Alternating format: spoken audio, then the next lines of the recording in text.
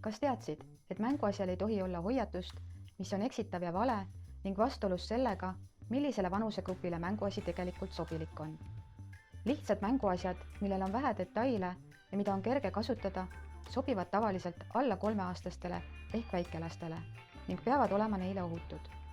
Väikelaste mänguasjade hulka kuuluvad näiteks pehmed kaisuloomad ja nukud, liivakasti mänguasjad, lihtsad pusled, järeleveetavad ja eeslükatavad mänguasjad ja nii edasi ja nii edasi.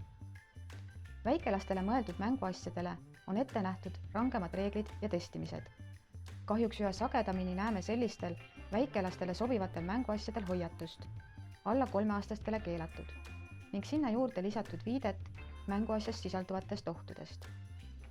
Selline hoiatus on eksitav ega pruugi oma vastuolu tõttu olla tõsiseltvõetav, mistõttu võivad lasteni jõuda neile ohtlikud mänguasjad.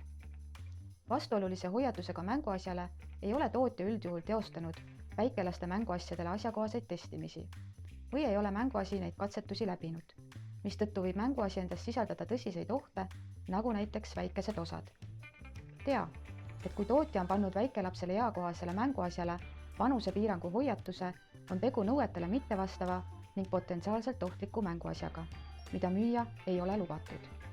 Pea meeles, et nii mänguasja tootja, importija kui ka müüja on vastutavad selle eest, et tarbijani jõuaksid ohutud ja nõuetele vastavad mänguasjad.